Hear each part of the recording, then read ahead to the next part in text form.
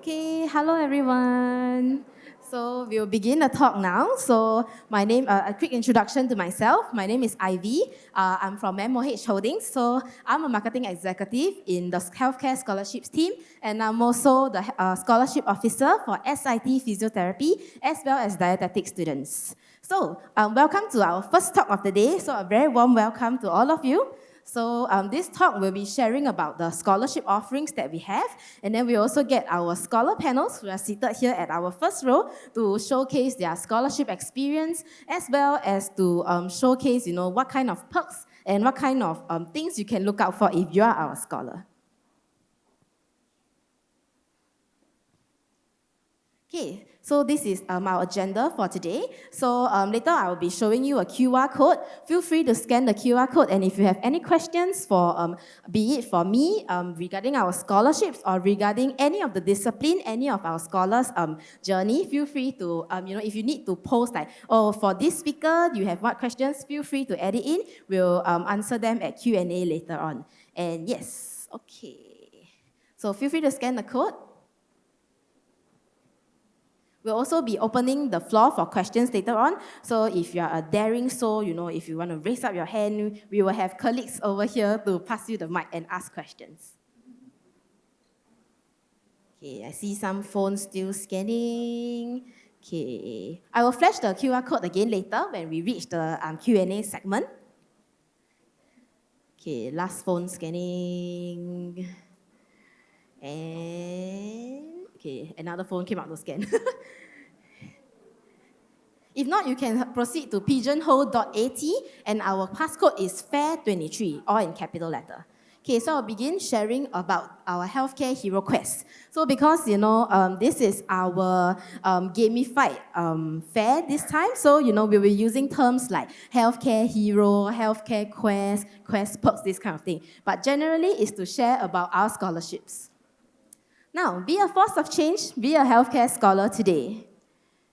Now, you can take a look at these questions. So, just a quick check, like, why do you actually come in for this talk? Why do you come in for this fair? So, you don't need to raise up your hand. You can put a thumbs up beside your face. You can, raise up behind your face, put a twist. Okay. So, why do you want to be a healthcare hero? Is it number one, I want to serve in the public in the future? Anyone? Yeah, I see some thumbs up. Don't worry, you can put beside your face, small also can. Okay, number two, or is it the passion for learning about the chosen discipline? I see some thumbs up, okay. And how about number three, development opportunities given by this scholarship? Which some of you might not know, what exactly our scholarship offers. I will be sharing more with you later on. And number four, very attractive, financial support. Anyone? Yeah, I see quite a lot of thumbs up. And later I will be sharing with you what kind of financial support you can anticipate as our scholar. And lastly, okay, before I say the fifth one, how many parents are here today? Parents, you can give me a small thumbs up. Wow, parents very brave, all raise up your hands. See, you have so many wonderful parents here today. So children, you should be honored. You have your parents here with you today. And yes, fifth one, encouragement by parents and teachers. Okay, I see a few hands also. Very good, very good. So, okay, thank you for all your reasons for wanting to be a healthcare hero. I hope that my sharing and our scholars' sharing will help you make a more informed decision on choosing healthcare scholarships. So, you must be wondering, what is MoH Holdings? Are you Ministry of Health Holdings?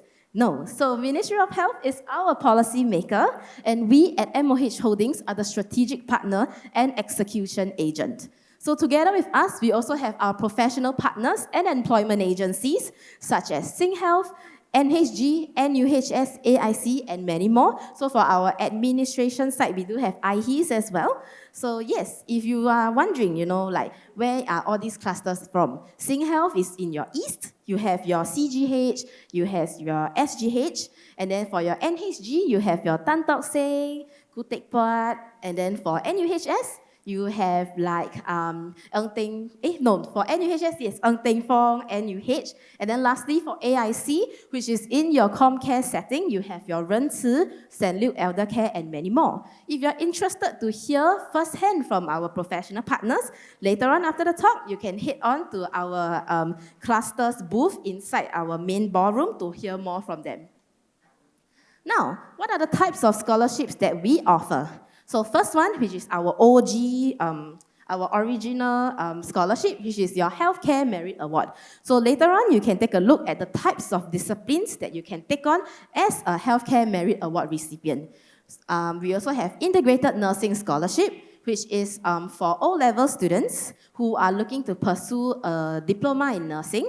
So you can take this Integrated Nursing Scholarship to pursue a diploma in nursing, and then you can, through train program, 2 years more for SIT nursing, and then you will graduate, okay?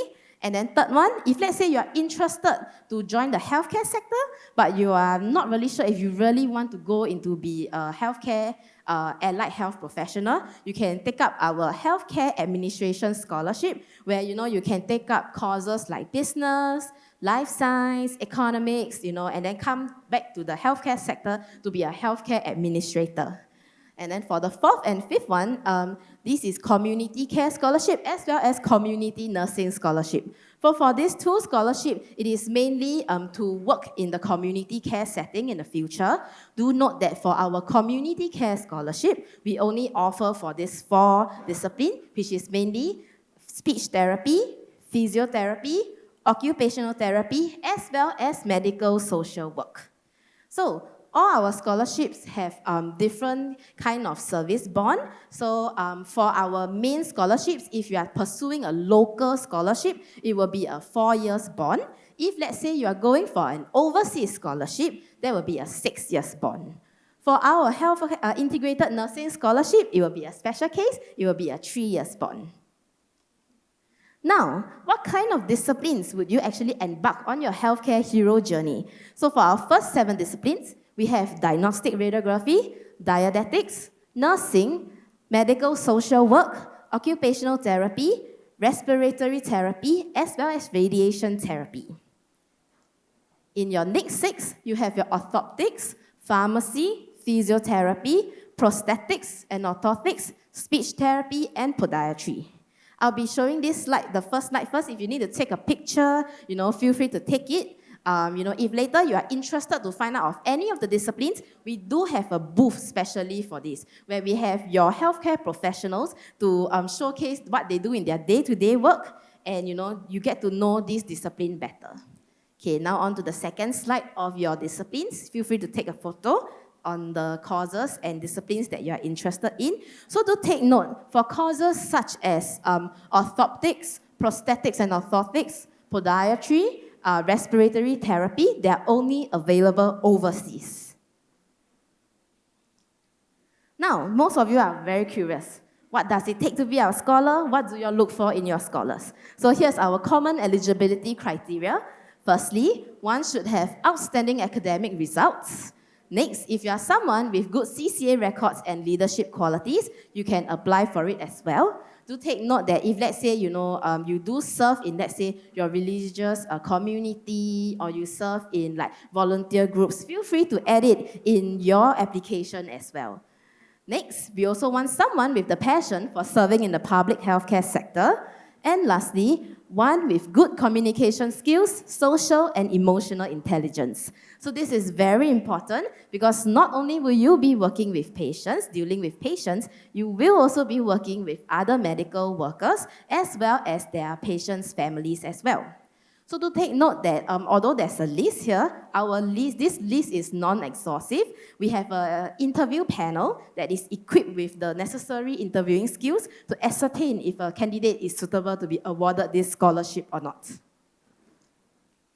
Now, snapshot of our Quest Perks, which is our scholarship financial benefits. We have financial benefits such as tuition fees, which is your school fees. We do provide monthly allowances. we do give you pre-study allowances. Let's say you need laptop, you need to like buy textbooks. Yes, we do provide you a pre-study allowance. Then we also have commencement and distinction award, which are also cash award. Okay, feel free to snap a photo. Now, moving on to beyond our financial perks. So this is what we usually sell in our scholarship. So, many of the scholarship offer financial perks and all that, but what makes our scholarship stands out? So number one, you can be assured that if you are a healthcare scholar, you are in for a journey because we have holistically planned out a scholar development framework just for you. Every scholar is tagged to a scholarship officer where they journey with them in their studies as well as serving their bond. So, as a scholar, you are well taken care of and you have someone that you can find, be it you have any questions or you need any support. So for our scholars, later our scholars panel will definitely share more in depth. But as a scholar, before you start school, you can go for induction camps, you can go for induction courses. So this actually gives you, like a community where you can have support before you even start school. So many of our scholars find it useful. It's like, usually you start uni in August. But you come to our camps in July, you actually meet friends from like the same school so that, you have friends, and it's cool that you meet friends from different disciplines as well. So we also have award ceremony. So it's a celebration that we have for our scholars on a yearly basis. So after that, when you're in school, feel free, if you're interested to go for overseas community involvement project, local involvement project, you can feel free to let us know. So every scholar is also eligible for this Scholar Development Fund. So it's a fund where, if let's say you're interested to learn things beyond your course. Let's say, example, for my case, I have physiotherapy scholars. Let's say they only learn these things in school. So one of my scholars came to me and like, I'm interested to learn dry needling. So dry needling is a bit like your TCM, that kind, you poke the needles and all that. But we felt that it was useful and related to physiotherapy. We sponsor them to go for the course. So I have about 8 of my physiotherapy scholars who are currently now at San Diego attending a physiotherapy conference. We we sponsor their flight, their accommodation. If they are interested to go for it, they have the passion, we felt that it's useful, we sponsor, we let them go. So these are things beyond just the standard financial perks. Of course, we also do have our Singapore Healthcare Society. So this is an exco built by is built by our own scholars. So they plan events and then, they plan events for scholars. So it's like an events planned by scholars for scholars. So later our scholar panel, we do have some of them in SHS as well, where they can share with you. Before you start work, do not worry. We also got you covered as we have healthcare orientation program where we help you to transit better from school to work. So, we have this program where you can actually learn from like chiefs from MoH, where, they share about healthcare policies, their leadership journey. You can feel free to ask them questions. And then we also will link you up with seniors from your same hospital, hopefully same department as well, where you can better anticipate what would you like have in work. So it's like before you start work, you are well taken care of as well, so that you can transit better from school to work.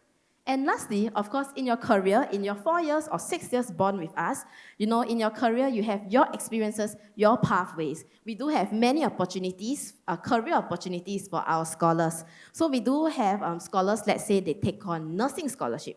And maybe at the end, they are interested to do research in the end. There are many pathways that you can take on. So it's not like, okay, you take your discipline, then you only do your discipline. You can go beyond just that. You can be an educator, a researcher, and there's so many pathways that you can take.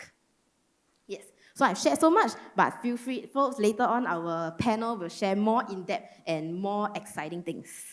Now, for more information on healthcare scholarships, feel free to take photo as well. Do follow us at Healthcare Scholarships. You can find us on TikTok, Facebook, as well as Instagram. So we do not do like stupid things lah. We share like useful healthcare insights. We share articles. Yes, we try to be engaging to attract the Gen Zs as well. So yes, do feel free to follow us there. Okay. So now, without further ado, let me introduce our healthcare heroes, which is our scholar panel. So first up, we have Lennon.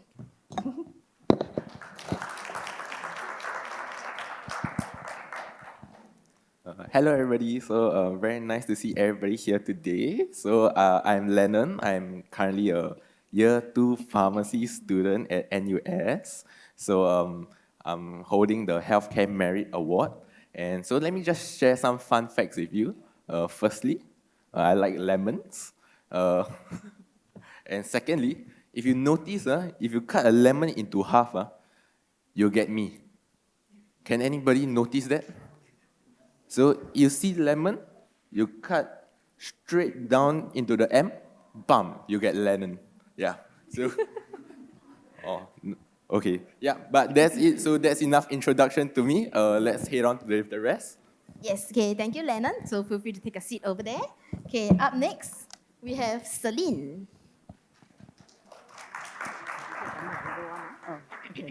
Hello everyone. Hi, I'm Celine. I'm a physiotherapy student at SIT, and I'm under the Healthcare Merit Award. So, some fun facts about me. I actually can move my ears without touching them, but I don't think you can see from here. You can showcase to us. It's okay, front row can see. Yeah, my specs are moving. Yeah, and also I can play the guitar. Yeah, so, yeah. Okay, moving on to the next. Thank you, Celine. Okay, moving on, we have Leong. Hi everyone, I'm Leong, year 2 nursing student in NUS, and I'm holding the community nursing scholarship. And two fun fact about me is that I enjoy playing football in my free time, and also I almost chose math as my major because I enjoy doing math. Yeah. Okay, later you'll know why he chose nursing over math lah. Thank you, Leong. Moving on, we have Ethan. Hello everyone, I'm a podiatrist in Tock Seng Hospital. So 2 fun facts. I like outdoor adventures, be it hiking, campings. The second fun fact is I actually co-authored this book called 40 Years of Walking with You. This is a book available in National Library actually. So it actually documents the history of how prosthetics and orthotics and podiatry started in Singapore. So in 2021, we actually celebrated our 40th anniversary. It is actually a very good book if you would like to know more about how what we do as podiatrists and also for prosthetics and orthotics as well. Thank you. Yes, so Ethan is also our overseas scholar and she's also currently working now. So you can find her at her booth later on. Up next, we have Cheng. Hello, I'm Cheng, and I'm currently working in 𝐒𝐸𝐸 as a penetration tester. I took up computing information security in NUS. So some fun facts is that I stayed in Korea for a month, even during COVID-19. That was when Korea was the only country that Singapore could travel to. Went there with my girlfriend and my friends for some winter exchange, and I just tag along. So the second thing is that I'm 80% introverted. So don't think that you're introverted and you cannot apply for this scholarship. So I'm 80% introverted. Yeah, thank you. I think we also thank him that even though he's 80% introverted, he came and agreed to be part of our scholar panel. Okay, and lastly, we have Wen Tong. Hello. Hello, my name is Wen Song. I'm a respiratory therapist at 𝐒𝐞𝐫𝐬 and Children's Hospital. I graduated from the University of Missouri, which is in the US last year. And some things about me is, actually I discovered this when I was living overseas, that I really love cooking. Sometimes I can cook the whole day. And I really like outdoor stuff, like hiking, going visit all the national parks for a walk. Yeah. Okay, thank you, Wen Tong. Okay, so this is our scholar panel and we will now begin the sharing of their scholarship experiences. So we do have sets of questions lined up for them. And feel free to ask any questions later on. And if you have any, like if you're shy, you can go to the Pigeonhole QR code to ask the question. So for our very first questions, scholars, why healthcare and why your discipline? Okay, maybe I can start first. Okay. So for me, actually, I got interested in healthcare when I was serving my national service as a medic. And I realized that healthcare is a good mix between like doing science and human interaction, which is two things that I really like. So I decided to, why not just choose healthcare as a career? And why did I choose like respiratory therapy? Actually, when I was in your shoes, I also went to Google, true story, I went to Google like, why BNRT? And then there's like a saying, we take care of patients waist up. So basically, we take care of patients like waist up. So anything like down, like changing diapers, we don't do it. So thankfully, we have our nursing colleagues to help with that. Yeah. And okay, and also like RT is a pretty unique and niche profession. We specialize in respiratory care too, and we take care of a wide range of patients, like from like a newborn babies from like less than a minute young, all the way to an elderly patient. And in a wide range of clinical settings. So it could be like general ward, high dependency, ICU. And for me, I'm also part of the ambulance transport team where we transport patients from other adult hospitals to our hospital. And also like even places like a sleep study lab. Yeah. For me, why healthcare is because like since young, I'm always interested in healthcare, and also like I also was in and out of hospital for quite a bit of time. So I'm more intrigued towards the healthcare sector, and also like I don't really like 9 to 5 jobs like office works also, and then because they are quite mundane to me, then I found them quite boring, and then I just naturally chose healthcare as my pathway throughout the education years. And also like why nursing is because like it mixes both the biological science as well as the art of like human interaction, because we are always like on the ground with patients, so we need to know both how to interact with them as well as like the science behind why they are here, all this. Yeah. And also like it's quite interesting to talk to patients lah. Yeah. So that's why I chose nursing. Okay, thank you for sharing. Now, in the next question, what is your most memorable experience as a scholar? So we planted this for them lah. So first one, Lennon, can you share? And so my turn now. Yes, it's your turn now. So the most memorable experience is, of course, getting the offer from MoH. There is like my email. Once I saw that, boom, eyes glittered and so happy. But that's not all. That's not the most memorable. I would say like because MoH really provides with some opportunities for us to bond together as scholars. So the picture over there is one of the lunch gathering that I had with my pharmacy scholars. So we had this at, I think it was at Wine Connection. The food is paid for and everything. We just had a great time. So this is just one of the many events that we have.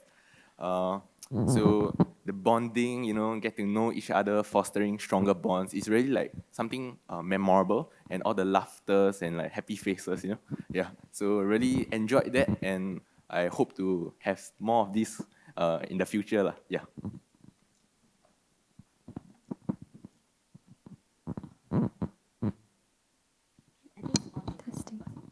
Testing.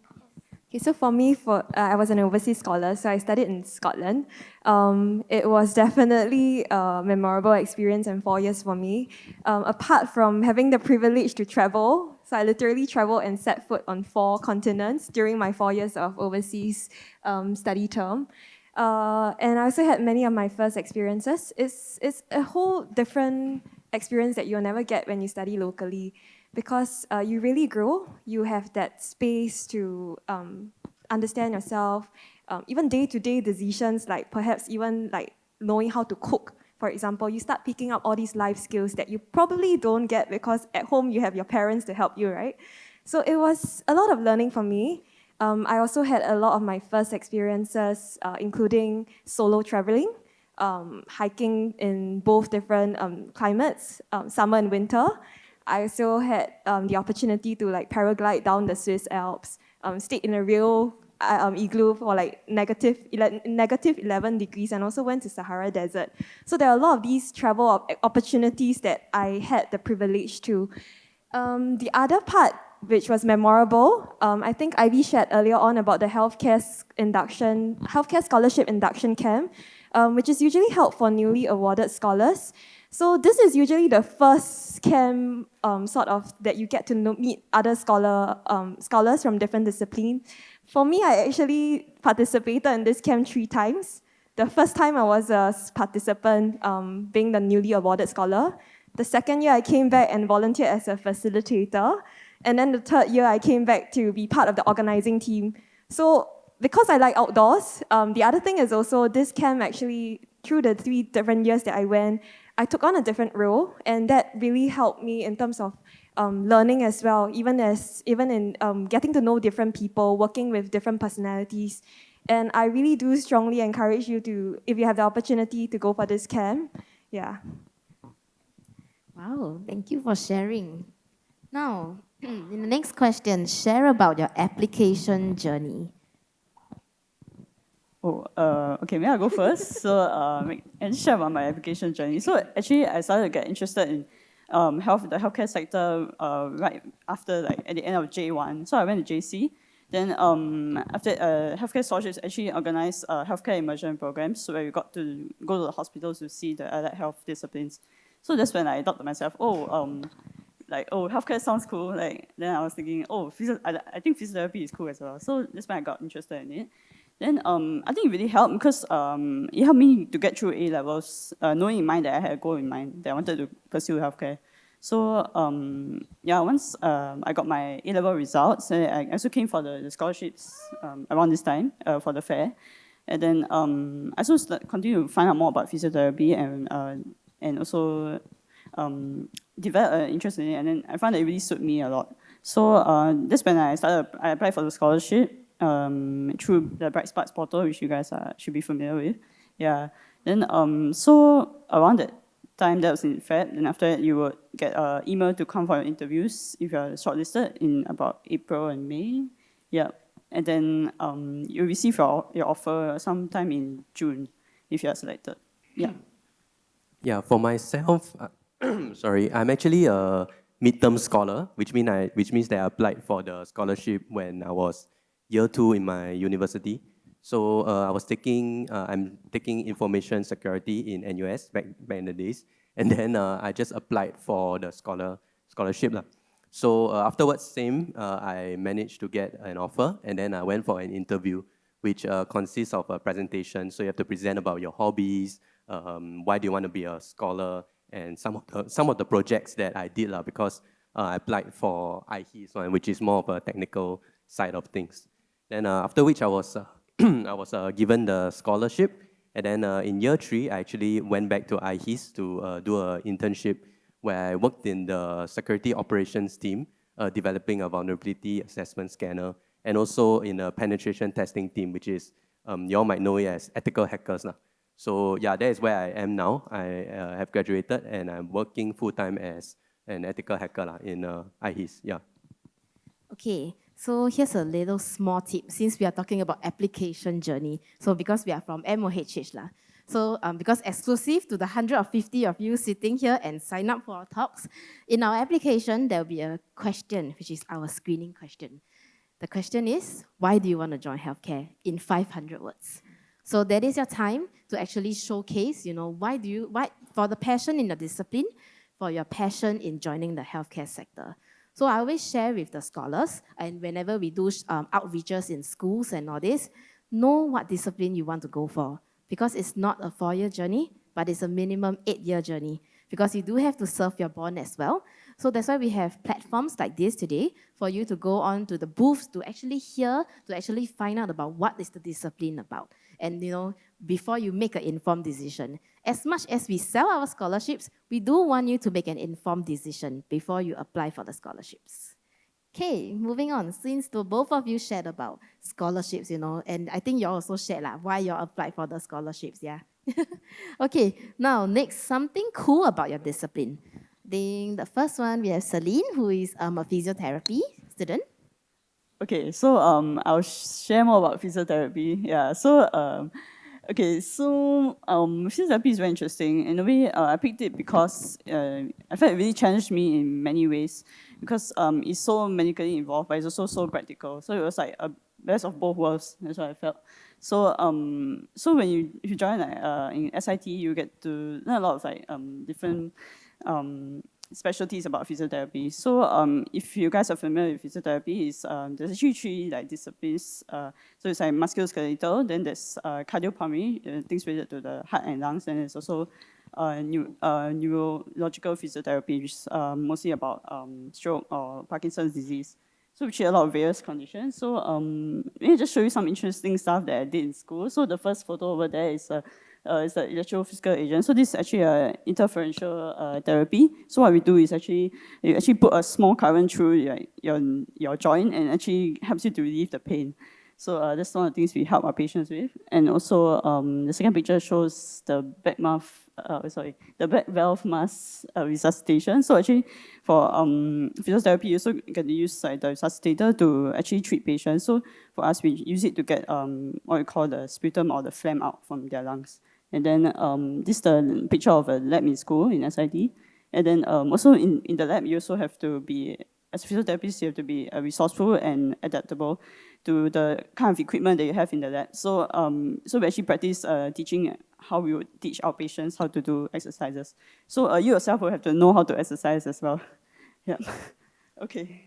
So, okay. Some more videos. So this is me during lab. So we actually tried to use the TheraBand, the exercise band, to increase the shoulder range of motion. And then the second picture over here is actually something that I didn't know before I come into the course, that actually physiotherapists, we actually do something called suctioning.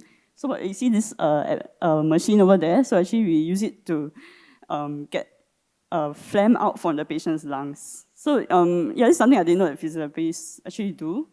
Yeah.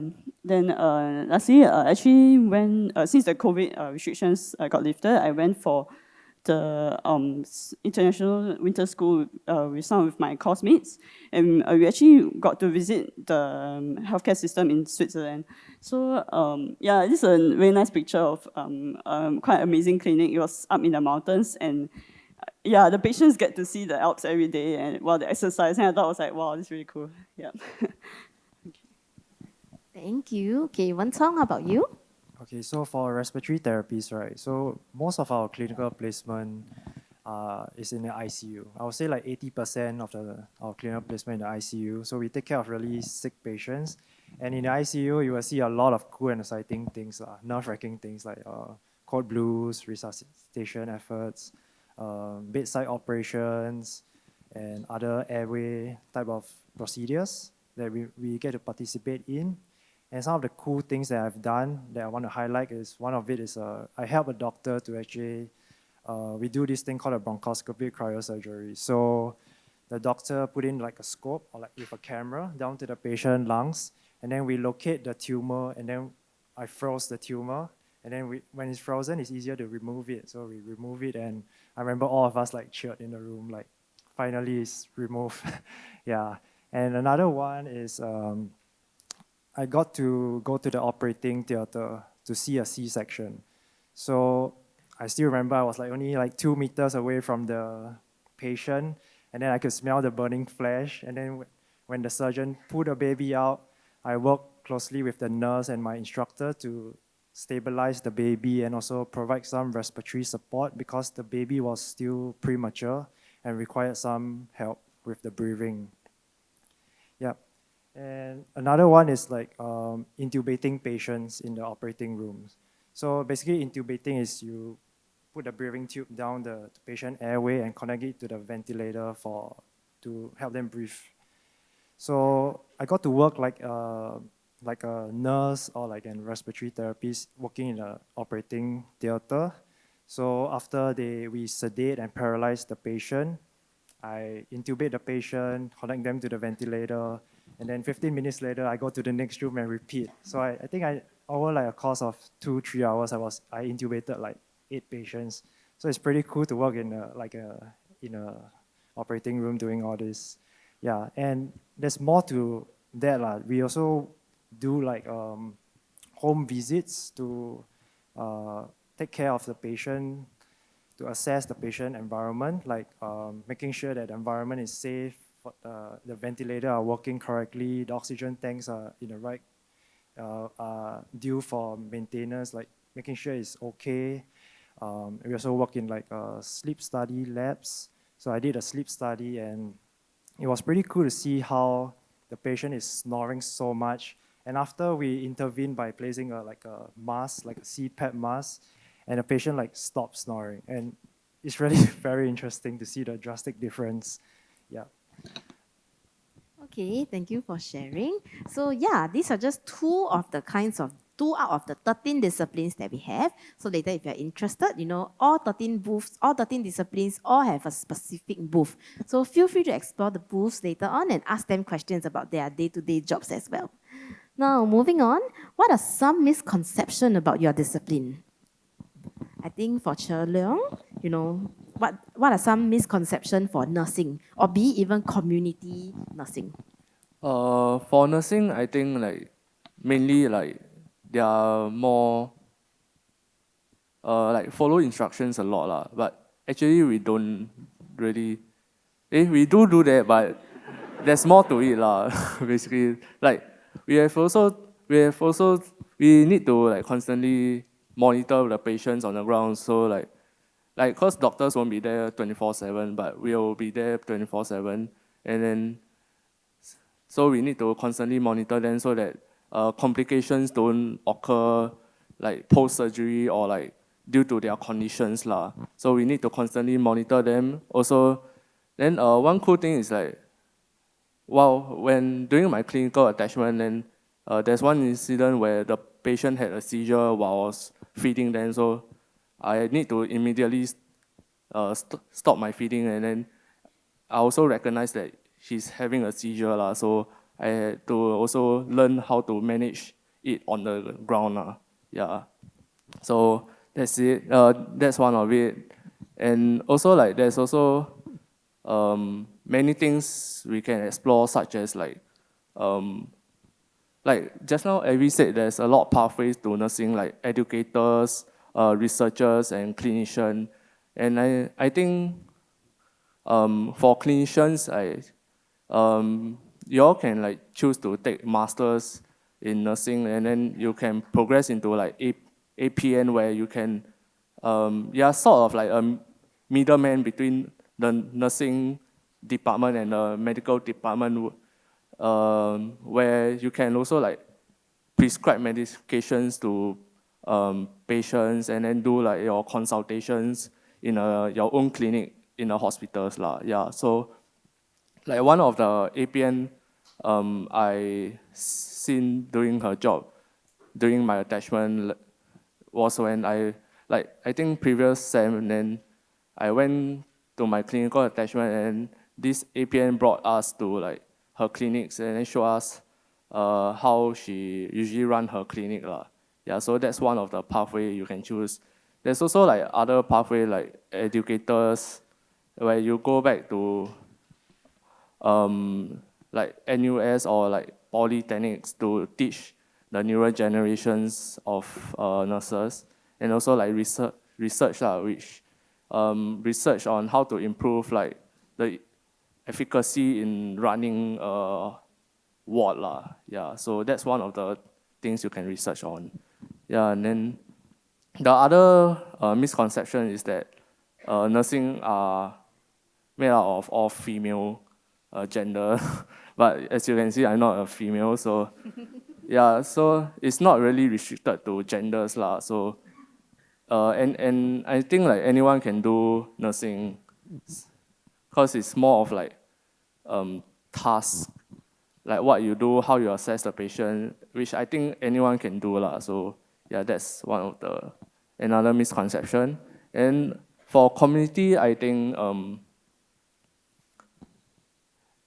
I feel like a lot of the misconception is that they are old folks home lah, but actually it's not really old folks home. Like there's also like community hospitals within the main hospital itself. Like for example, Ng Teng Fong, there's Jurong Community Hospitals lah, where like patients came in for some acute condition, and then they'll be admitted to Ng Teng Fong, and then they'll be afterwards they'll be sent to like JCH to help them recover and rehab, and then so that they can go back to their community and then function in their community settings lah. So that's one of the misconceptions of community nursing.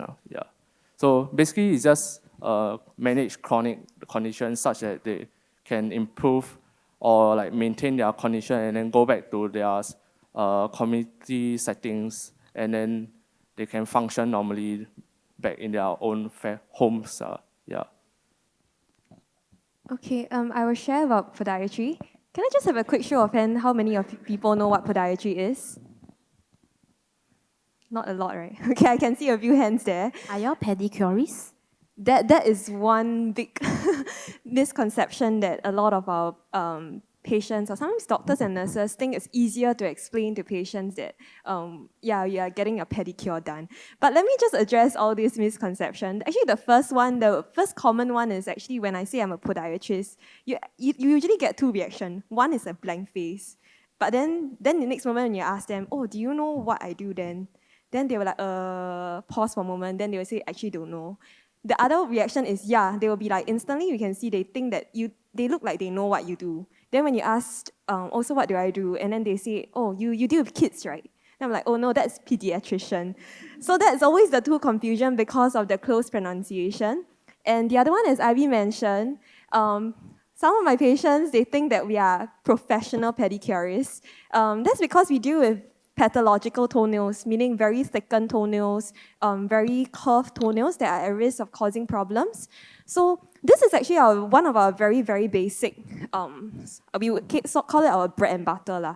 Essentially, we deal with hard skin removals as well, these that cause pain for you. But we don't treat normal nails. Essentially, people who needs help cutting their nails, they go to the pedicure, but they don't come to the podiatrist for that. Yeah, so that's one big misconception. The other one is because we deal with a wide range of diseases, we treat the lower limb essentially from the hip down. We deal with a lot of foot and ankle problems, including sprains, muscular injuries, joint pains. So for us, a lot of our patients sometimes mistake us as doctors as well. They come in through the whole consultation and we do the whole assessment, we diagnose and then we treat them. And they may come in at the end and ask me, oh, can I have an MC? Then we're like, oh, we're not doctors actually, we are like allied health. So quite a common misconception is that they do mistake us as surgeons or doctors because we also use a lot of scalpel blades. We hold on to a scalpel a lot to treat them for their foot conditions. We also deal with chronic wound management. So, you know, the whole thing about war on diabetes, right? War on diabetes. Yeah, we see a lot of chronic wounds relating to diabetes, relating to rheumatological conditions. So essentially, a lot of our treatment involves the use of sharps, blades, scalpel handles to treat the patients as well. And we also do ingrown toenail removal surgery. So this whole broad spectrum of things that podiatry does and cover gives patients or even the public certain misconceptions that they have depending on what they come to see us for because of the different specialized scopes that we have in podiatry itself. Yeah. Okay, thank you for sharing. Now, you know, we talk about misconceptions. How about debunking some myths about your discipline or your scholarship? Lennon, do you have anything to share? So, some myths about pharmacy. So I think I think most people think that pharmacy is about just dispensing medications and that's about it lah. But that is actually not true, as we do more than just that. So we actively provide advice to physicians about like medication dosing, side effects, drug interactions or drug food interactions with like perhaps two drugs or like certain like perhaps alcohol. So we don't only dispense, we also do like let's say compounding of medications.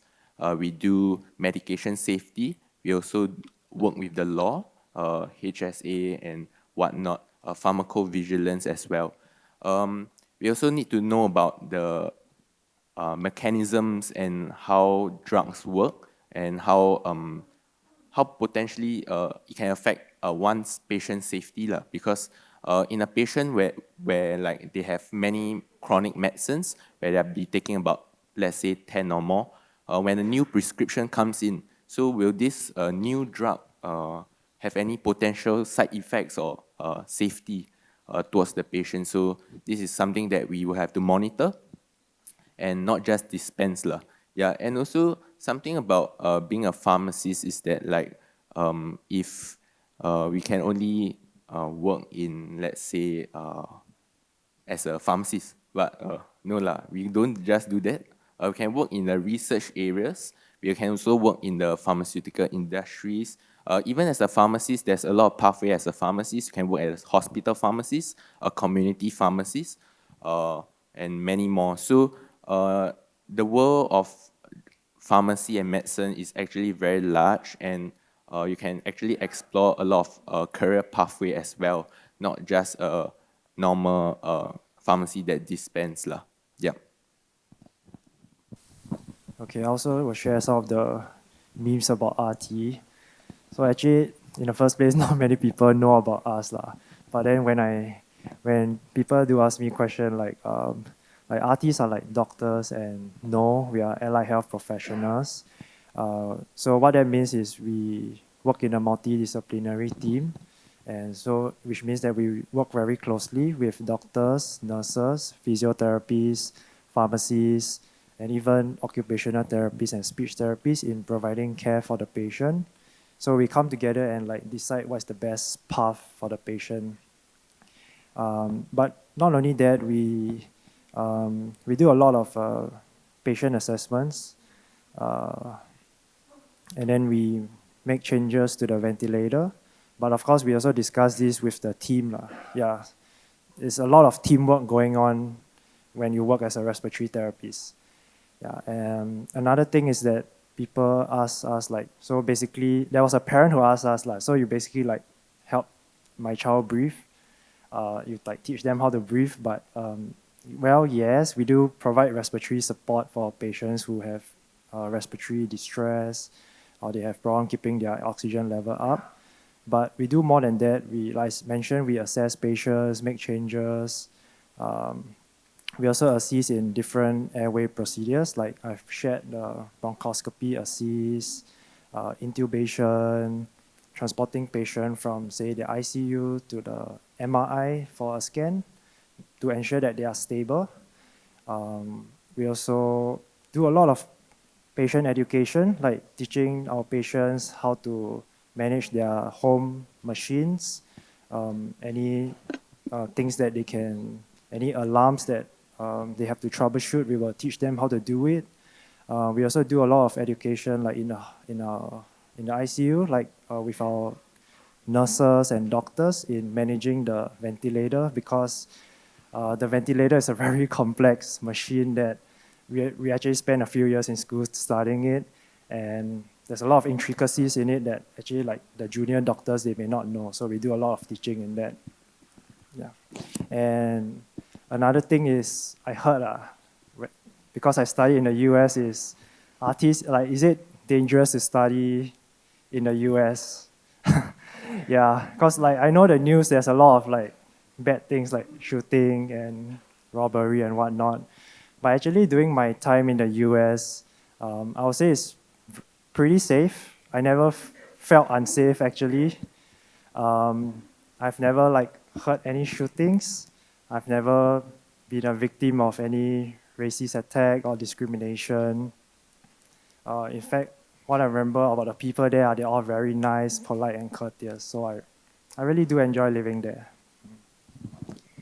Okay, so before we move on to share about life as an overseas scholar, just want to give you some heads up that we do have academic booths, Ngan Poly, Nanyang Poly, SIT, and NUS. So they are there to answer your local university questions. We have our admission officers there, we have professors there. You can check in, what's the indicative grade profile, how much do you need to get into the course, and etc. But now, to showcase our overseas scholar, we have, yes, Wen-Chong again, who will share his more adventures in US. Okay, so living overseas, definitely you're going to learn to be more independent. So cooking your own meals, paying for your insurance, paying for my car, taxes, managing your finances, basically. That's like one of the main thing. You really get to learn a lot about yourself when you live alone. And really, at least for my school in University of Missouri, it's a very warm and welcoming environment where there's a lot of, you will get to meet people from all parts of the world. I've met people from like South America, from like Africa, from like Europe and other Asian countries. And I got to really be exposed to different cultures and learn more about them and also share about like where is Singapore, which a lot of people ask. Yeah. And I'll say that there's going to be a lot of studying involved for sure. Like it's not just fun and games. There's definitely a lot of hours in studying and clinical placements. And in fact, like for my course, like we have clinical placement in the first week of school. So it's a very clinical focused kind of course or discipline. And the one great perk is that it's, in the US, usually it's a relatively small class. So my understanding is that for respiratory therapies, most schools, the class is capped at like 16 students. So for my class, it's about 14 students. So there's a really good teachers to student ratio. And so which means in class, there's a lot of time for discussion and answering of questions. So which is really something that maybe you may not experience in Singapore. Yeah. And yeah, so there are also like numerous big, so in the US it's huge. It's a very huge country. There's like numerous big hospitals that you can go for your clinical placements, and there's a lot of different things to see and do over there. So like one example is for my pediatric rotation, I actually went to this hospital that has like 70, 80 beds ICU, which is really a lot. Like just a comparison to Singapore, like KK, our ICU is about 16 beds. So it's really a big difference. You get to really see a wide variety of patients with different conditions and diseases. And also in the US, they tend to use the high-end latest technology. So you have good hands-on experience learning what are the new technologies out there in the market. And yeah, so I mentioned I study hard, but then you also will have a lot of time exploring the US, going for road trips and just having fun. Yeah. So for me, I shared earlier on about my overseas experiences, all the fun, right? Traveling across Europe, US. So positive. What are the pros, right? I would say definitely what Wen-Chong has already covered. Learning to live independently. There are day-to-day life decisions that actually you start to think like, can you freeze like your leftover bread in the freezer? That sort of questions. And you start Googling a lot, like how to cook, how to meal preps, what are certain steps that you need to do to clean your house. And also experiencing a whole different healthcare system. For me, I was studying in UK, so the NHS system is very different from Singapore. Learning how the pros and cons of both healthcare systems are, and also getting to learn the different cultures, interacting with people across the world, actually. Yeah. So these are experiences that you cannot, it's just invaluable. Life skills as well and communication skills. So the cons, I would say, is you do get the occasional homesickness. Thankfully for me, it didn't happen a lot. Not that I didn't miss my family, but I truly actually enjoyed overseas living. And having that Zoom calls weekly or even nightly if you need to with your families, and it actually helps with not feeling homesick. And also, there are a lot of times you actually have a local community. Most of the schools overseas, you do have like Singapore society in the bigger universities or in the bigger cities. So if you really do need, you can actually, it actually pushes you out of your boundaries to find these group of people to mingle with, and you can also forge new friendships in these societies as well. So yes, actually in my school I was only I think there were only two, I had two other Asian friends, and my school was a very small university, so we only had less than 20 Asians in the whole school actually. So yeah, it actually really pushes you out of your comfort zone. Yeah. Okay. And I will share about my SHS experience as well. So I was part of the SHS, which stands for Singapore Healthcare Society. I was part of the EXCO team for the UK charter.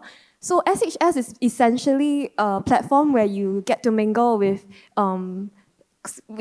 people who are studying, students who are studying healthcare, healthcare degrees or diplomas. So for the UK side, we actually organize events in UK during the academic year, where we organize in different regions. We have regional group events where we meet up together to have a meal, to get to know one another. These actually helps with, it's always nice to meet new familiar faces, especially when you're overseas.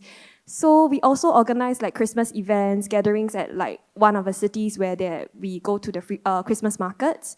CNY, we actually hold events usually in London, where we dine in together at a Chinese restaurant in Chinatown. And back in Singapore, what we organized is we organize dialect classes. Usually we try to do a few events together with the other SHS charters, which will be Australia and Singapore. And we try to have events together so scholars, non-scholars, healthcare people can interact together, because they could be your future colleagues. So these are good platforms to get to know one another and to seek help if you need to, and even find your travel buddies. Yeah. Okay, so in light of time, we will head on to Q&A section. So do you all have any questions for us on the floor? So we do have my colleagues over here who will go for you. If you have any questions, feel free to raise up your hand. Any questions from the floor? Okay, we have a question over here. Okay. Hi.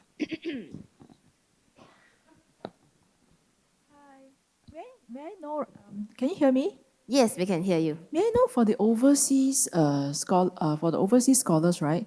Do you actually stay in the university dorm, or you got to stay outside? You actually get to decide. For me, I stayed in hostel because my school was in a town. It wasn't in the city, so transport wasn't easy getting to school.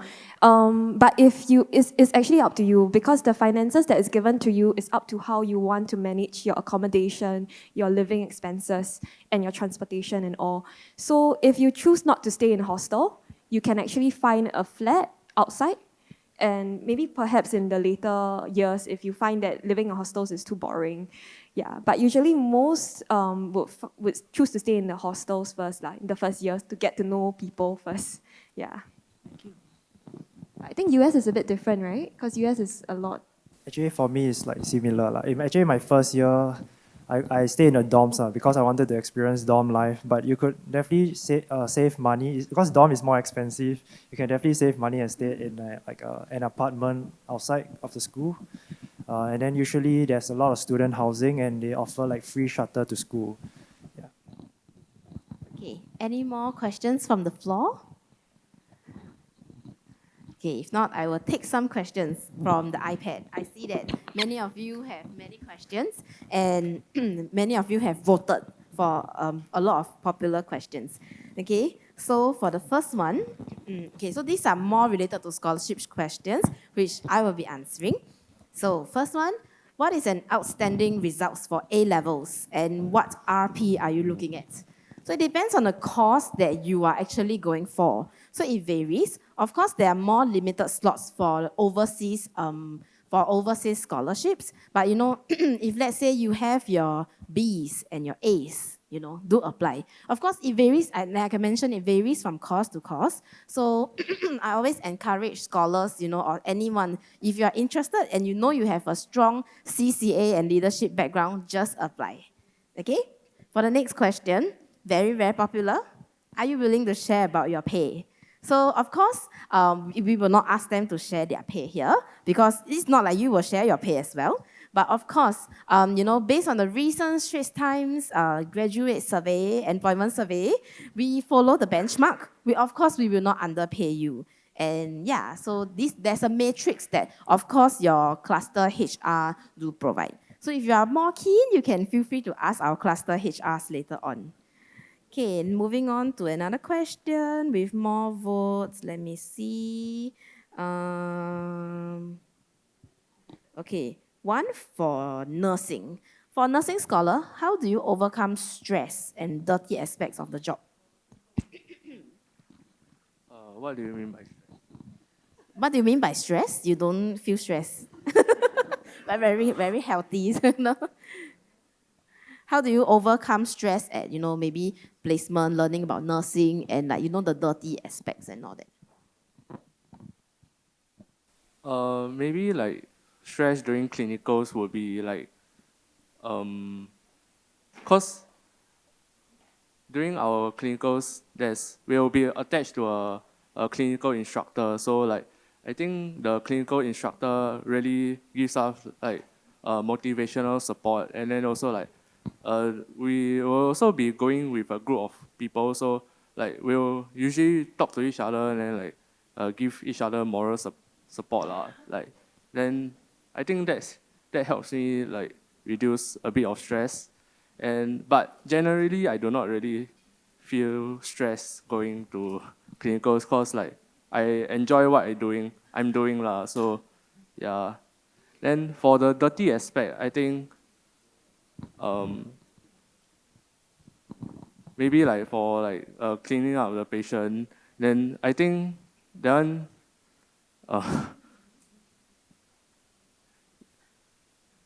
it's more of like helping the patient to, cause usually we do cleaning out of the patient for like patients like who are immobile, who cannot go to toilet, and then like they are usually paid inbound for like 24/7. So like just empathize with them, and then like just it's just to like help provide their hygiene lah. Yeah, so you can think of it that way. Yeah. Okay, so another popular question. When to apply for a scholarship? Is it during the application into university? Yes, so you apply for scholarship and university concurrently. So, of course, we will ask you if you have applied for your discipline. You have to show us that you have applied lah. So it cannot be like you apply for scholarship, but then you never apply for the discipline in the end. And of course, many cases, and some people might not know, you need to be you can apply even when it's in process, but do take note, even if we offer you the scholarship, you need to be you have to secure a place in the school before we can fully award you the scholarship. Yeah, if not, there's no point if we offer you the scholarship, but you are not offered into the school. Yes. So applications for universities are currently now open. If you need to ask more for SIT and US, you can feel free to ask our booths later on. Okay, so I will take on last question. Any burning question from the crowd that anyone wants any of our scholar panel or wants to ask us about? That I've never answered in the question. Okay, we have one person here. Okay. So your last question is a powerful question. Okay, powerful question, I don't know lah, but I'm representing the six people sitting here because we are all from NUS High. And we would like to ask the requirements needed for the NUS High CAP to, like, basically our GPA, like what's a good GPA to be eligible for this scholarship? Okay, is your GPA a 0.4 or 0.5? 5. A 0.5. I think a good GPA will be above 4. Yes, so that's about 80% of the score that we are looking at. Yeah. Okay, thank you. Okay, I think we still have time for one last question. Okay, there's one last one. Okay, last one of the day, of the talk. Just now she mentioned GPA for uni, right? How about for poly? For poly, your GPA is 4, right? That will be a 3.5 and above. Okay, Yes. thank you. Thank you. Yeah, so for any questions regarding, we do have a MoH booth as well, where we have a lot of scholarship officers for you to ask your questions and all this. But do take note, we do look you as a candidate as an overall holistic person.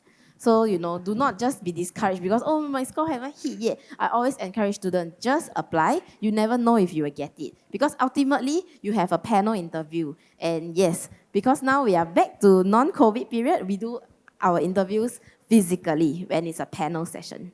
Okay, so I would like to take this time to give a round of applause to our scholar panels.